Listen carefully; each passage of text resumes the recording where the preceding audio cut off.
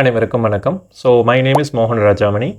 எப்போவுமே இந்த சேனலில் ஒரு டான்செட் ஆர் மேட் இது ரிலேட்டடான வீடியோஸ் தான் போஸ்ட் பண்ணுவோம். பட் இந்த பிளேலிஸ்ட்டில் வந்து எக்ஸ்க்ளூசிவாக பிளேஸ்மெண்ட் ப்ரிப்பரேஷனுக்காக தான் வந்து ஃபோக்கஸ் பண்ணலாம் அப்படின்னு இந்த பிளேலிஸ்ட்டே க்ரியேட் பண்ணியிருக்கோம். இது இந்த சீரியஸில் செகண்ட் வீடியோங்க.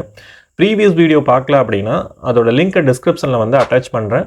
அதையும் நீங்கள் பாருங்கள், கண்டிப்பாக ஹெல்ப்ஃபுல்லாக இருக்கும். எதுக்காக இந்த சீரியஸ், எதுக்காக இந்த பிளேலிஸ்ட் அப்படின்னா, கண்டிப்பாக நம்ம ஒரு காலேஜ் ஜாயின் பண்ணுறதுக்கு முன்னாடி நிறைய ரிசர்ச் பண்ணியிருப்போம்.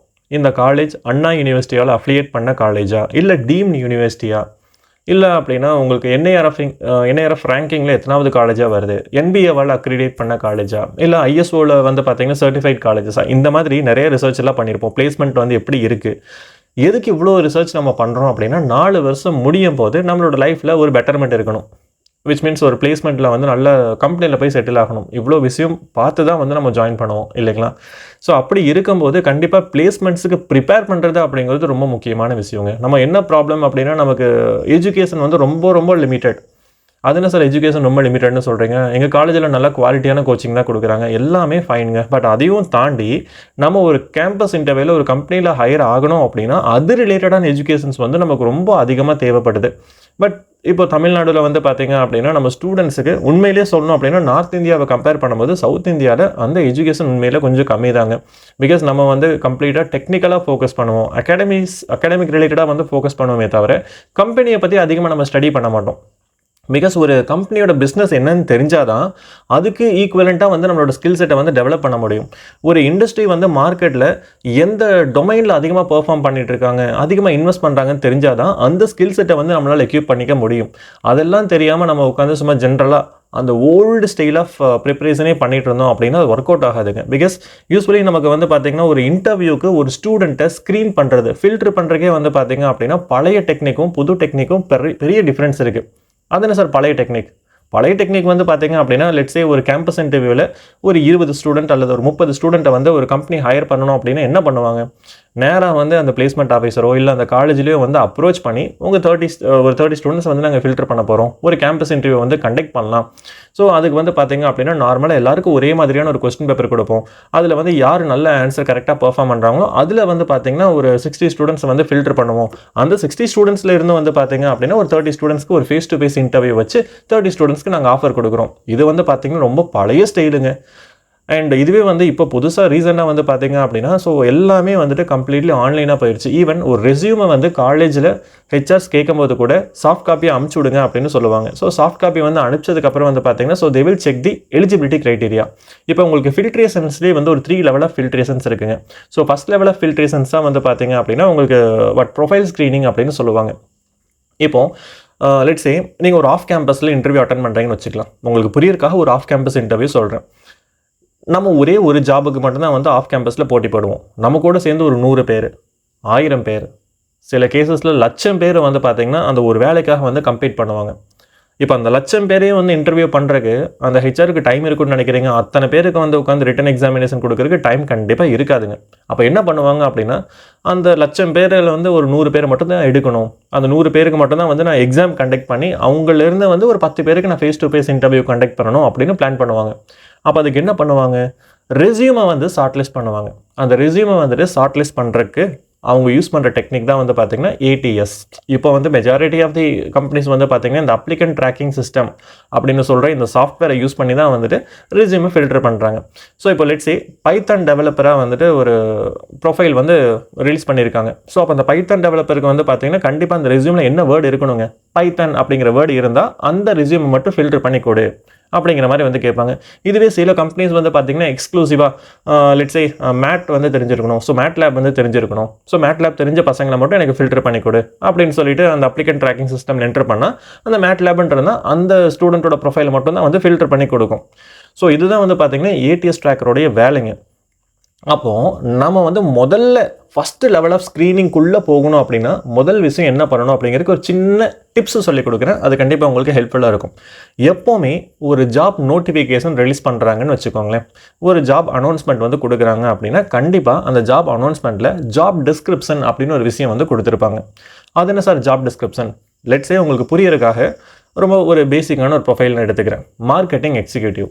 இந்த மார்க்கெட்டிங் எக்ஸிக்யூட்டிவ் வந்து பார்த்தீங்க அப்படின்னா என்னென்ன வேலைகளை செய்ய போகிறார், ஸோ ஃபஸ்ட்டு வந்து பார்த்தீங்க அப்படின்னா interacting with the customers effectively. அப்போ என்ன ஸ்கில் வேணும் மார்க்கெட்டிங் எக்ஸிக்யூட்டிவ்க்கு? கம்யூனிகேஷன் ஸ்கில்ஸ் வேணும்னு எதிர்பார்க்குறாங்க. நெக்ஸ்ட் வந்து பார்த்தீங்கன்னா எ candidate with HR and marketing skill அப்படின்னு கொடுத்துருக்காங்கன்னு வச்சுக்கோங்களேன். சரி, கேண்டிடேட் ஃப்ரம் மார்க்கெட்டிங் பேக்ரவுண்ட் அப்படின்னு கொடுத்துருக்காங்கன்னு வச்சுக்கோங்களேன்.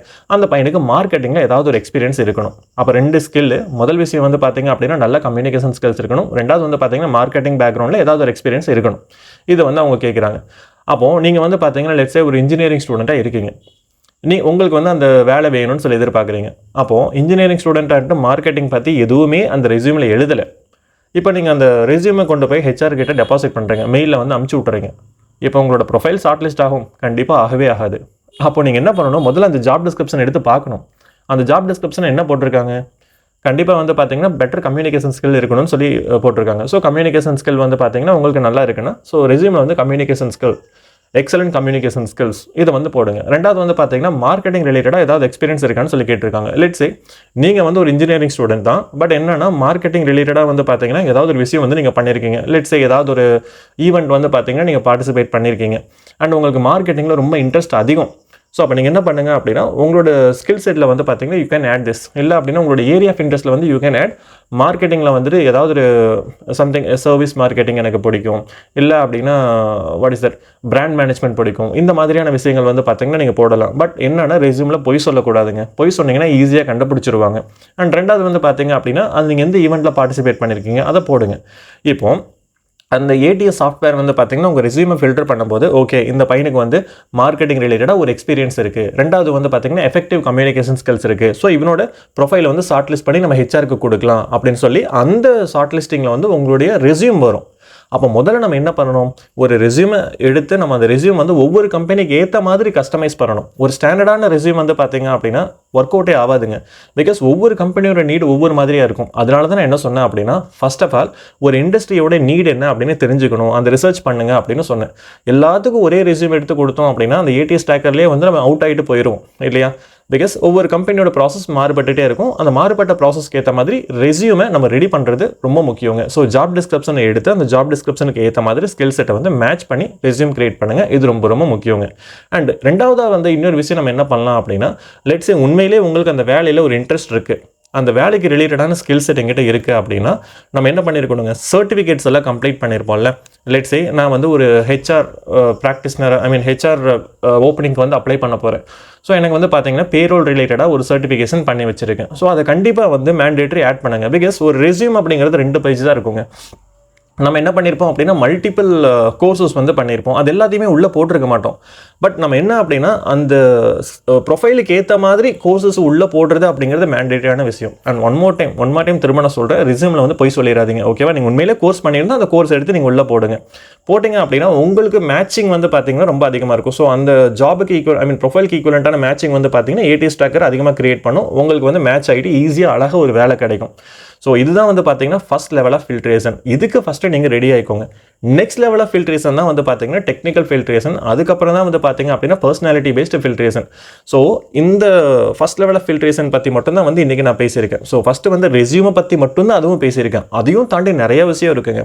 லெட்ஸே ஒரு கம்பெனி வந்து பார்த்தீங்க அப்படின்னா எலிஜிபிலிட்டி கிரைட்டீரியா அப்படிங்கிற விஷயத்தை பேஸ் பண்ணி தான் வந்து ஃபர்ஸ்ட் லெவல் ஆஃப் ஃபில்ட்ரேஷனே நடக்கும். அதில் பொய்யே சொல்ல முடியாது. லெட்ஸே ஒரு கம்பெனி வந்து 6.5 CGPAல ஒரு ஸ்டூடெண்ட் வேணும்னு சொல்லி கேட்குறாங்க அப்படின்னா நீங்கள் 6.3 தான் இருக்கீங்க, கண்டிப்பாக வந்து உங்களுக்கு அது கிடைக்காது. பட் நிறைய கம்பெனிஸ் வந்து பார்த்தீங்க அப்படின்னா எனக்கு அந்த மாதிரி எலிஜிபிலிட்டியே வேணாம்ப்பா, நீங்கள் 65% மார்க் வாங்கினாலும் சரி 50% வாங்கினாலும் சரி எனக்கு ஸ்கில் செட் தான் வேணும் அப்படின்னு சொல்லிட்டு சில கம்பெனிஸ் எல்லாம் இருக்குது. ஸோ அந்த கம்பெனிஸோட நேம் எல்லாமே சொல்லணும் அப்படின்னா அது ரொம்ப கஷ்டம்.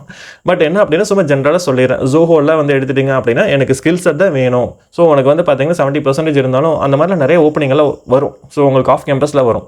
அந்த மாதிரியான ஓப்பனிங் வேகன்சிஸ்க்கெல்லாம் நான் சொன்னது கண்டிப்பாக ஹெல்ப்ஃபுல்லாக இருக்கும். பிகாஸ் ஒரு பெரிய க்ரௌட்ல இருந்து தனியாக உங்களை எடுத்து வைக்கிறதுக்கான ஸ்கில் செட்டை நான் பேசினேன்.